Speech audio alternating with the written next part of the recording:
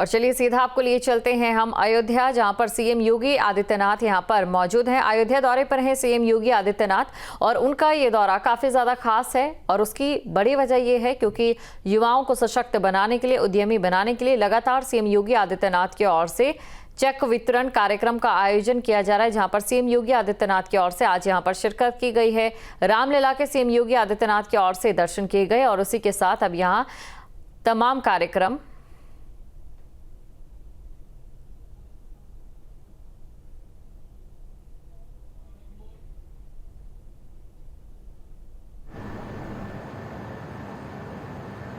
Ayodhya literature festival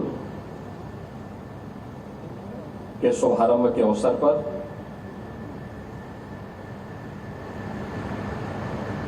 आज के इस समारोह में उपस्थित प्रदेश सरकार में मंत्रिमंडल के मेरे वरिष्ठ सहयोगी,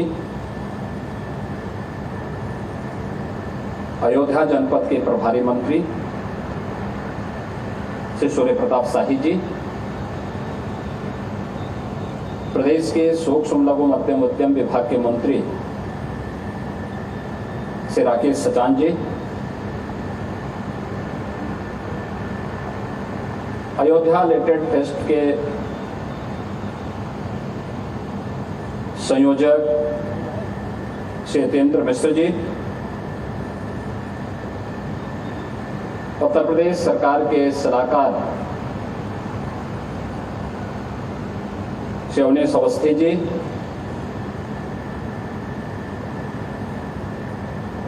पद्म पुरस्कार से सम्मानित सुप्रख्यात कलाकार श्रीमती मालिनी अवस्थी जी, चंद्र प्रकाश द्विवेदी जी, श्री प्रविंदर सिंह जी, अनंत विजय जी,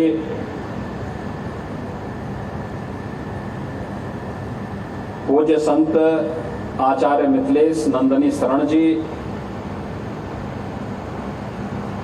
अयोध्या के महापौर महंत गिरीशपति त्रिपाठी जी, डॉक्टर शैलेंद्र मोहन प्रताप मिश्र जी, कार्यक्रम के निदेशक मिनल हसन जी और इस कला और साहित्य के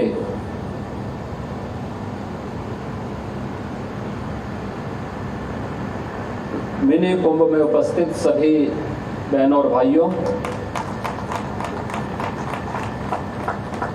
अयोध्या में अपने आप में आधुनिक समय का यह एक नया फेस्टिवल प्रारंभ करने के लिए यतेंद्र मिश्र जी को और उनकी पूरी टीम का मैं अभिनंदन करता हूं और आप सबका मैं स्वागत करता हूं।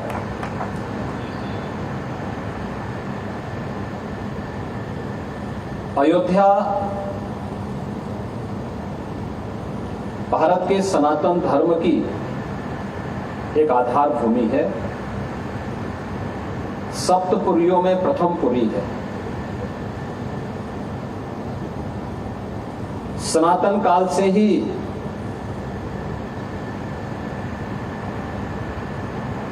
सनातन धर्म की प्रेरणा स्थली रही है। भगवान ऋषभ देव से चली परंपरा,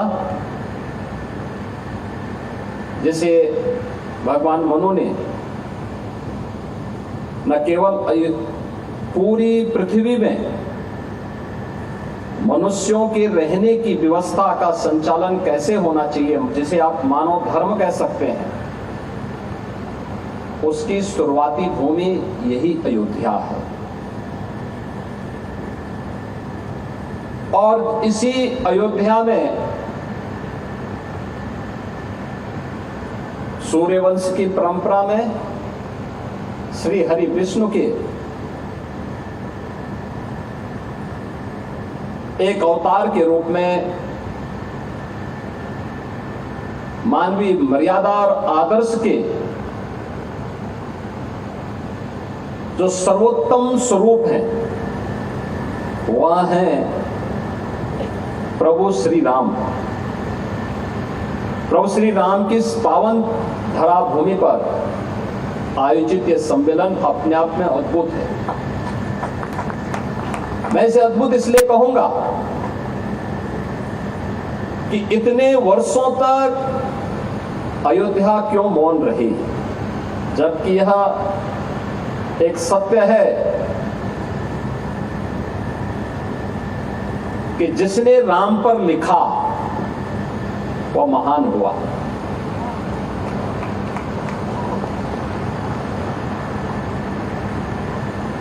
महर्षि नारद ने भी महर्षि वाल्मीकि को एक ही बात कही। जब वाल्मीकि के मुंह पर एक छंद फूट रहा था तो उन्होंने कहा मैं किसको समर्पित करूं। तो नारद जी ने उन्हें प्रेरणा दी कि इस धरती पर लिखने के लिए कोई एक महामानव है जो ईश्वरीय सत्ता का संचालन कर रहा है, वह केवल राम है। राम पर लिखोगे तो लेखनी धन्य हो जाएगी और महानता को प्राप्त करेगी। व्यावहारिक संस्कृत का दुनिया का पहला महाकाव्य रामायण बन गई और याद करिए वह आधार भूमि बनती है साहित्य की। हम वैदिक संस्कृत से व्यावहारिक संस्कृत में आ गए। व्यावहारिक संस्कृत से कैसे अपनी लेखनी को धन्य करना है, यह अगर सीखना है तो महर्षि वाल्मीकि के शरण में जाइए, जिन्होंने राम को आधार बना करके महाकाव्य की रचना कर डाली। उससे पहले उस प्रकार का महाकाव्य किसी ने नहीं रचा था। लेकिन मर्यादा पुरुषोत्तम भगवान राम उसकी आत्मा बने, अयोध्या उसका आधार बना, तो साहित्य की एक नई विधा का सृजन हो गया। साहित्य की जिस नई विधा का सृजन होता है वह कालांतर में आपने फिर देखा होगा पुराणों की परंपरा में वही व्यावहारिक संस्कृत अपनाई जाती रही और फिर यह आम जन के लिए इतनी लोकप्रिय हुई कि केवल भारत की ही नहीं बल्कि दुनिया की कोई ऐसी भाषा नहीं जिसमें रामायण या रामचरितमानस किसी न किसी रूप में लोगों के हृदय को न छू रही हो। आज भी आप देखते होंगे, हम लोगों ने 2017 में जब अयोध्या में दीपोत्सव के आयोजन को आगे बढ़ाया था, हमारे मन में एक ही बात थी और वो बात यही थी कि कैसे भी हो अयोध्या को उसकी पहचान मिलनी चाहिए। कैसे भी हो अयोध्या को उसकी पहचान मिलनी चाहिए, अयोध्या को वो सम्मान मिलना चाहिए जिसका वो हकदार होना चाहिए। एक द्वंद्व था जब अयोध्या में पहली बार आने की बात हुई। यद्यपि मेरी 3 पीढ़ियां श्री राम जन्मभूमि आंदोलन के लिए समर्पित थी, मुझे कोई समस्या नहीं थी, लेकिन शासकीय व्यवस्था जिस नौकरशाही से जकड़ी होती है, उस नौकरशाही में एक बड़ा वर्ग ऐसा था जो कहता था कि मुख्यमंत्री के रूप में अयोध्या जाने से विवाद खड़ा होगा। अब ने कभी विवाद खड़ा होता तो होने दीजिए, लेकिन अयोध्या के बारे में कुछ सोचने की आवश्यकता है। फिर एक वर्ग ऐसा था जिसने कहा कि आप जाएंगे फिर राम मंदिर की बात होगी। तो मैंने कहा कौन हम सत्ता के लिए आए हैं, राम मंदिर के लिए सत्ता भी गंवानी पड़ेगी तो कोई समस्या नहीं होनी चाहिए। और हम लोग उस समय फिर इस कार्यक्रम के साथ जुड़े। मैंने से 19 अवस्थी से कहा, मैंने कहा एक बार चुपचाप जाकर के देखो दीपोत्सव का कार्यक्रम कैसे हो सकता है। और वे यहाँ आए, उन्होंने यहाँ सर्वे किया, उन्होंने कहा दीपोत्सव का आयोजन होना चाहिए। मैंने कहा मैं जाऊंगा, दीपोत्सव करते करते बीच में फिर राम मंदिर की बात उठेगी तो इसको क्या करेंगे। उन्होंने कहा नहीं, कार्यक्रम हो इसके बारे में हम सबसे बात करते हैं और सबका सकारात्मक भाव है। और आज आप देख रहे होंगे दीपावली के एक दिन पहले अयोध्या का दीपोत्सव अयोध्या का एक फेस्टिवल बन गया, एक पर्व बन गया है। लाखों की संख्या में श्रद्धालु आते हैं और मैं मानता हूं यह शुरुआत थी अयोध्या में राम जन्मभूमि बनने की शुरुआत थी, राम जन्मभूमि की आधारशिला रखने की एक शुरुआत थी। अभी मैं जन्मभूमि दर्शन करके आ रहा हूं। मैं गत वर्ष अयोध्या में आए हुए श्रद्धालुओं की संख्या को देख रहा था और मैंने 2015-16 में भी कितने श्रद्धालु यहां आए, 16-17 में कितने आए, वो आंकड़ों को भी देख रहा था।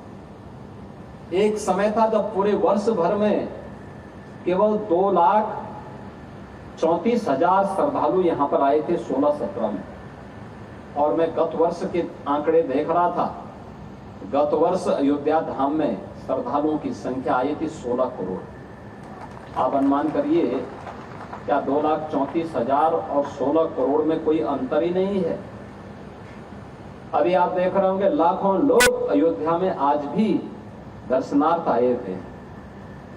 लोग चाहते थे लेकिन लीडरशिप का अभाव था, लोग उसको आगे नहीं बढ़ने देना चाहते थे, सही जानकारी और सही तथ्यों को सामने नहीं आने देना चाहते थे। लेकिन हम सब आभारी हैं प्रधानमंत्री मोदी जी के, जिन्होंने विरासत और विकास को एक साथ जोड़ करके भारत की परंपरा को उस गौरव के साथ आगे बढ़ने के लिए प्रेरित किया। और मुझे लगता है कि आज के दिन पर वह लेखनी का आधार बनना चाहिए, क्योंकि जो लेखनी आज होगी वह आने वाली पीढ़ी के लिए धरोहर बनेगी, आने वाली पीढ़ी के लिए एक प्रेरणा बनेगी। कैसे भारत का नेतृत्व बदलने के साथ ही भारत एक नए भारत के बारे में सोचने लग गया, एक भारत श्रेष्ठ भारत के बारे में सोचने लग गया। एक समय था जब भारत का वासी अपने आप को भारतीय कहने में थोड़ा संकोच करने लग गया था। उत्तर प्रदेश का वासी अपनी पहचान को छुपाता था। ज्यादा समय नहीं, 1 दशक पहले की स्थिति थी, और आज क्या परिवर्तन आया है।